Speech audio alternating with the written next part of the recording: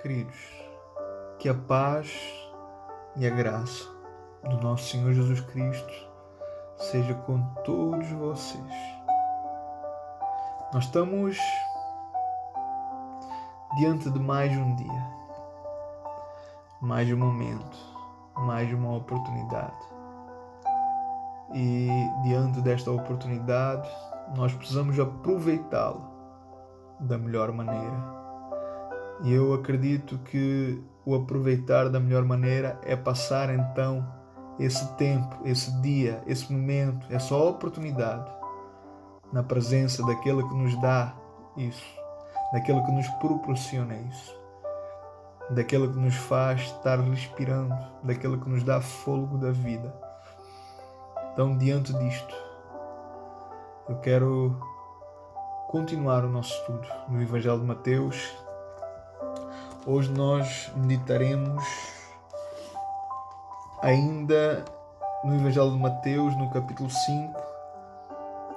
Nós vamos ler no versículo 17, nós vamos ler o 18, o 19 e o 20. Mateus capítulo 5, versículo 17, 18, 19 e 20. Vamos ler do versículo 17 até o 20. Não penseis que vim destruir a lei ou os profetas. Não vim para destruí-los, mas para cumpri-los. Em verdade vos digo que até que o céu e a terra passem, nem uma jota ou um tio se omitirá da lei sem que tudo seja cumprido.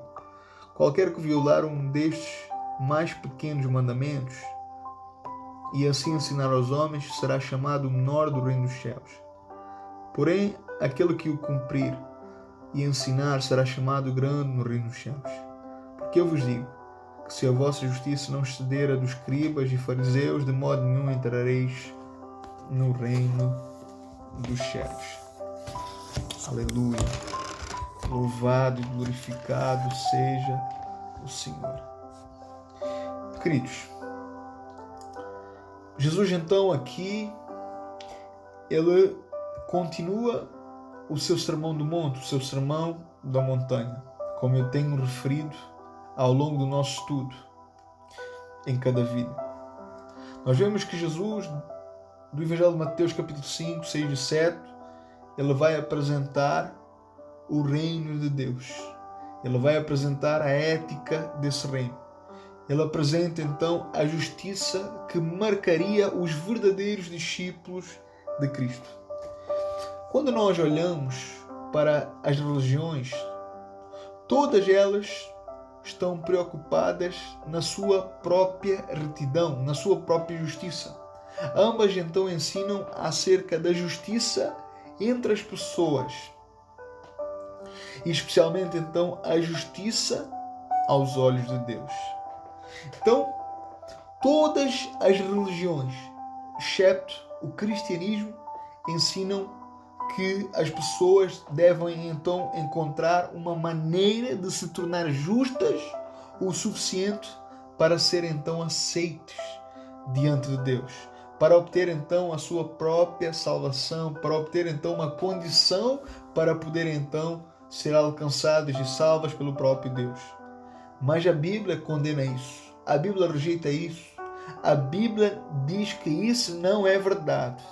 Pelo contrário, o cristianismo, ele é diferente de todas as outras religiões.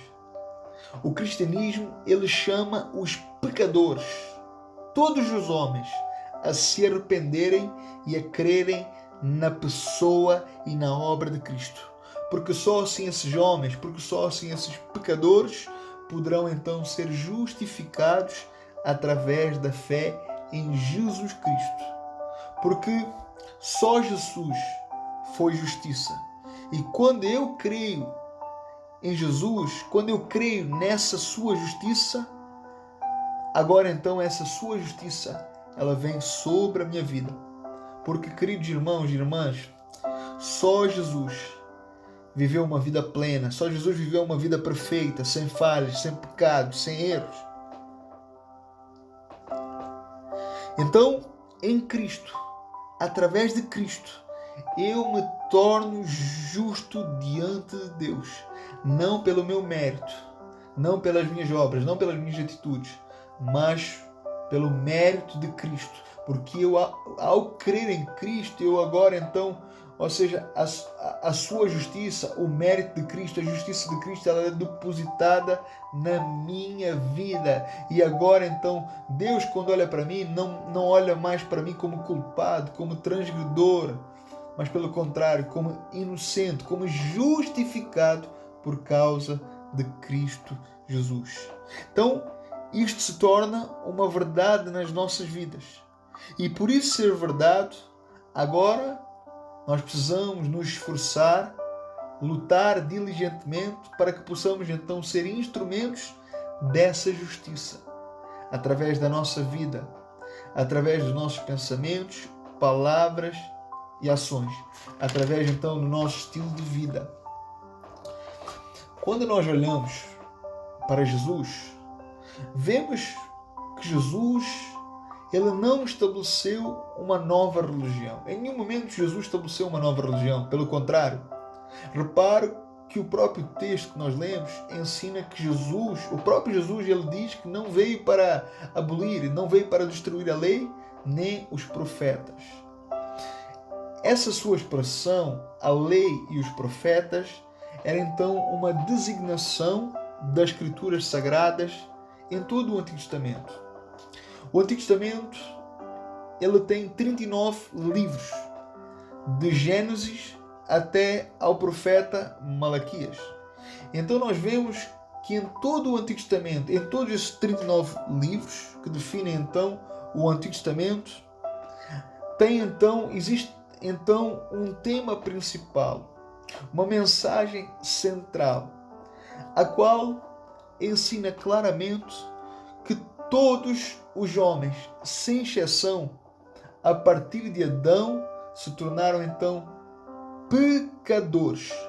E por se tornar pecadores, eles agora merecem então a condenação, o juízo. Merecem então agora uma punição. Porém, ainda assim, Deus prometeu enviar um Salvador. Ainda assim, Deus prometeu enviar alguém que salvaria o povo dessa situação, o povo dessa escravidão, o povo dessa condenação, o povo desse juízo, para que esse Salvador viesse então poupar o povo, reconciliar o povo, religar o povo com Deus, perdoando o povo, salvando o povo. Então, Deus promete enviar então esse Salvador. Pela fé nesse Salvador, que viria, as pessoas então poderiam então receber o perdão e a salvação eterna. E esse Salvador era então o próprio Jesus. Esse Salvador era o Messias, e o Messias era Jesus. O Redentor era Jesus, o ungido era Jesus, o Emmanuel era Jesus. Então aquele que havia sido profetizado era Jesus. Jesus então, ele era a promessa. Jesus então, ele era o Redentor. Jesus então, ele veio para cumprir a lei e os profetas. Ele veio então para guardar todos os mandamentos de Deus. Ele veio então cumprir todas as promessas e profecias sobre então esse Salvador contidas então em todo o Antigo Testamento, em todos esses 39 livros que definem então o Antigo Testamento. E Jesus então, ele está falando sobre isso, ele está dizendo isso. Ele está dizendo então que veio para cumprir tudo. E Jesus então, ele promete, ele assegura que não falharia em nenhum momento. Ele assegura então ali aos seus discípulos que nem uma palavra, nem a menor letra das Escrituras poderia então ser deixada de lado enquanto ele estivesse vivo e também enquanto o céu e a terra permanecessem, existissem. Nós precisamos entender que as Escrituras Sagradas, a Palavra de Deus, ela é inspirada por Deus. E Deus é a verdade personificada. Então Jesus, ele está dizendo o seguinte: a Escritura a palavra ela não pode ser quebrada, ela não pode ser adulterada, ela não pode ser deturpada.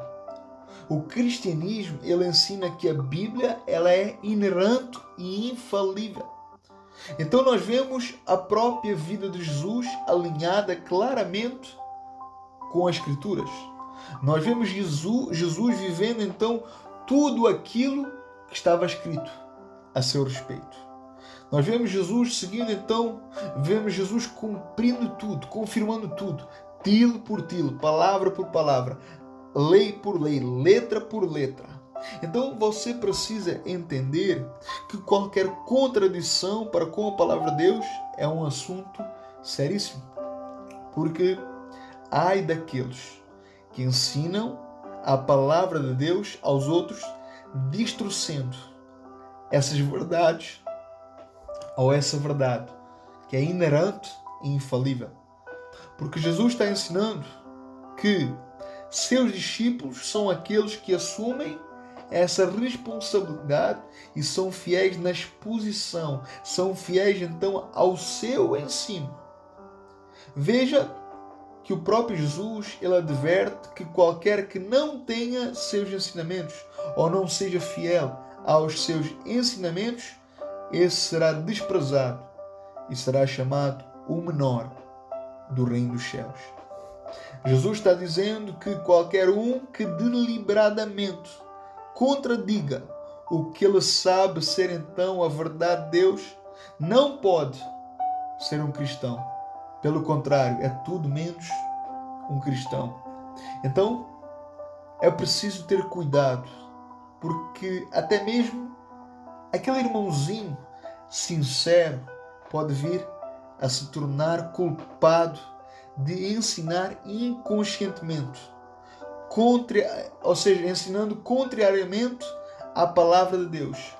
Isto pode acontecer com todos, devido então à ignorância, ou até mesmo à maneira de falhar, ou até mesmo à maneira de tentar interpretar as Escrituras, como tentando então explicar as Escrituras, a palavra de Deus, de maneira lógica, de tentar explicar a palavra de Deus, os mistérios de Deus de maneira lógica, sendo que nós como seres humanos nós temos uma compreensão humana limitada. Note que esses falsos mestres, eles não estão sendo aqui excluídos pelo próprio Jesus de todo. Desde que eles de facto conheçam Jesus como autor, como consumador, como salvador das suas vidas.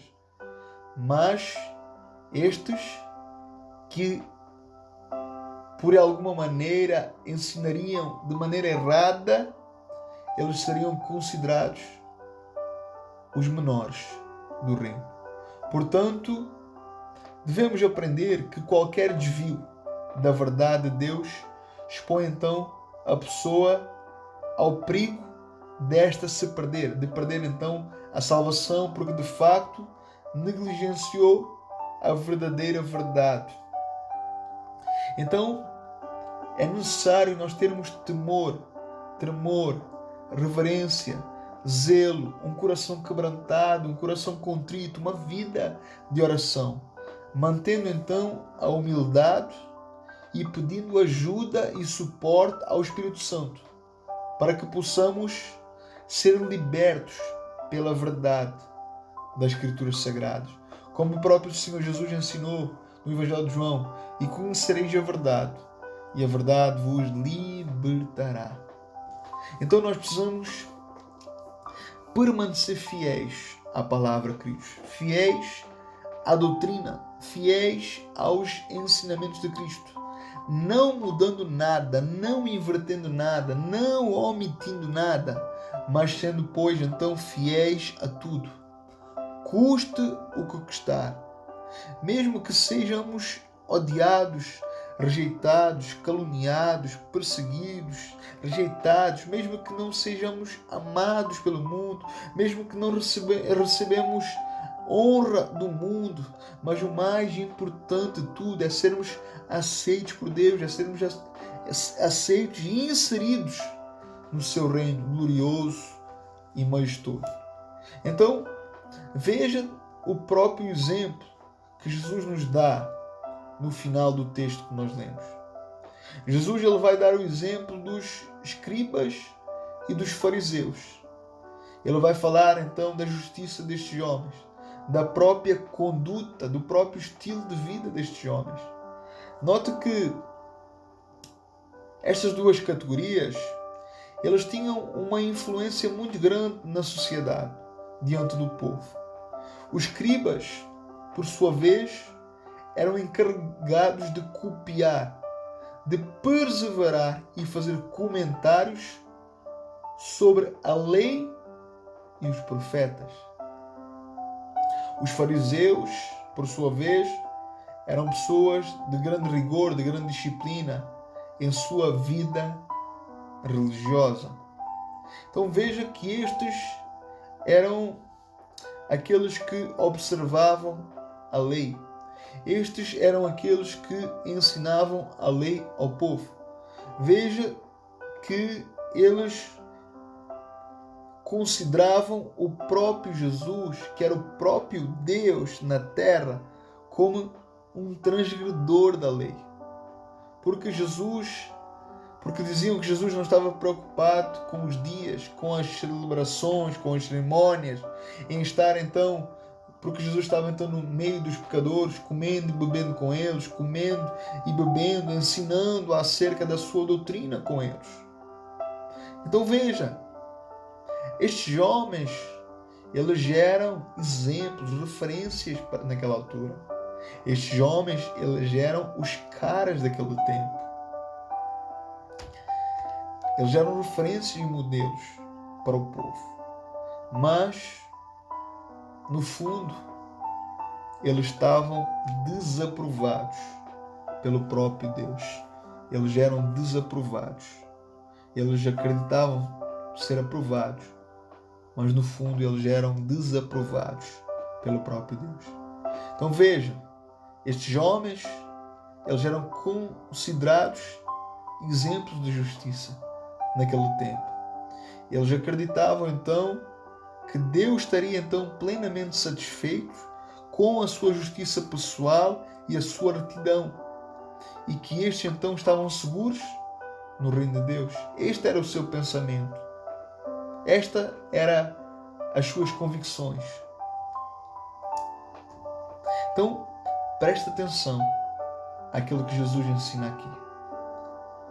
Jesus, ele exorta os seus discípulos a ter que fazer muito melhor do que os fariseus e os escribas, se quisessem de facto entrar e estar inseridos no reino de Deus. Veja, se você usar o mesmo sistema dos fariseus e dos escribas, daqueles que eram então naquela altura professores da lei, doutores da lei, mestres da lei, então Jesus está lhe dizendo claramente que você vai ter que superá-los, mantendo então toda a lei perfeita. Ou seja, isso envolvia não apenas atos externos, mas também palavras e até mesmo pensamentos e desejos mais profundos. Porém, queridos, tal perfeição é obviamente além da nossa capacidade humana. Somos incapazes de cumprir essa lei, de cumprir a lei. Por isso precisamos superar estes religiosos, os fariseus e os escribas. E como podemos fazer isso, irmão Fábio? Só existe um jeito, só existe uma maneira. É olharmos para Cristo, é olharmos somente para a sua perfeita justiça, porque só assim Ele vai nos capacitar a viver em obediência à palavra, fazendo de nós homens e mulheres inseridos no reino. Não que somos mais ou melhores, não que somos merecedores, mas pelo mérito, pelo amor, pela misericórdia, pela graça de Cristo, conquistada na cruz do Calvário. Então, a minha oração nesta noite, neste dia, nesta manhã, nesta tarde, o que for, é que o Senhor nos ajude a entender isto. Que o Senhor venha nos quebrar. Que não haja vaidade em nós. Que não haja soberba ou orgulho em nós. Que nós queiramos ser apenas aqueles que vivem sob submissão. Aqueles que vivem então sob obediência. E que nós possamos obedecer então por amor. Que nós possamos então seguir esse amor. Que nós possamos então viver esse amor. Que nós possamos nos mover por esse amor. Não queiramos alcançar estatutos. Não queiramos alcançar posições. Não queiramos reconhecimento humano. Não queiramos reconhecimento do mundo. Não queiramos reconhecimento do homem. Não queiramos reconhecimento do sistema. Não queiramos reconhecimento do templo, da comunidade. Não! Não queiramos viver uma vida procurando ser aceitos pelo mundo. Não. Mas que nós queiramos viver uma vida procurando, sim, ser aceitos por Deus, sendo aceitos pelo seu reino, estando então não de fora, mas inseridos no seu reino. Que nós possamos procurar ter as melhores atitudes, procurar ser misericordiosos, procurar ser responsáveis, procurar ser conscientes, procurar viver uma vida de obediência para com Deus e a sua palavra. As religiões, de facto, elas dizem que você tem que fazer isto e aquilo para obter o perdão e a salvação, para obter o céu. Porém, a Bíblia, porém Cristo, porém o cristianismo, Cristo nos ensina e nos diz que tudo o que era necessário ser feito, tudo aquilo que precisava ser feito, Ele fez na cruz do Calvário. E por isso, agora todos nós somos chamados a crer nisto, a nos render sobre isto e a viver para esse Jesus, seguindo, querendo ser como Ele, vivendo como Ele, andando como Ele, seguindo então a sua vontade, vivendo então em prol do seu reino. Isso é o mais importante. É tempo de nós nos questionarmos. É tempo de nós nos refletirmos. É tempo de nós nos examinarmos. De nós nos julgarmos a nós próprios. Esta é a justiça de Cristo. Precisamos entender isso. Que o Senhor venha nos despertar verdadeiramente e que nós possamos ser aceitos, que nós não venhamos ser reprovados, desaprovados pelo próprio Deus, mas que nós possamos ser aprovados por Ele, não porque nós somos bons ou melhores, mas pelo mérito de Cristo conquistado há 2020 anos na cruz do Calvário. Em nome de Jesus. Deus abençoe a sua vida. Em nome de Jesus.